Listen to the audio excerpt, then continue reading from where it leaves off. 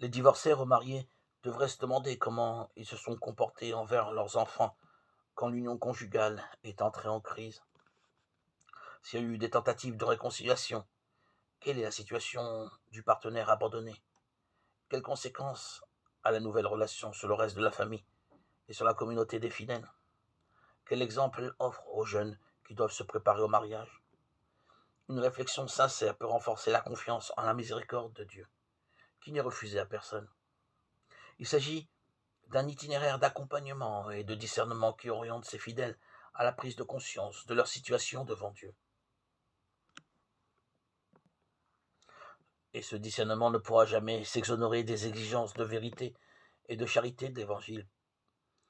Pour qu'il en soit ainsi, il faut garantir les conditions nécessaires d'humilité, de discrétion, d'amour de l'Évangile et de son enseignement, dans la recherche sincère de la volonté de Dieu et avec le désir de parvenir à y répondre de façon plus parfaite.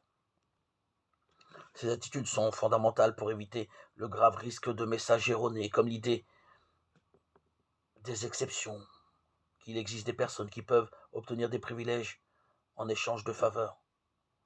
Lorsqu'on rencontre une personne responsable et discrète qui ne prétend pas placer ses désirs au-dessus du bien commun, on sait reconnaître la gravité de la question entre eux qui leur est donnée. On évite le risque qu'un discernement donné conduise à penser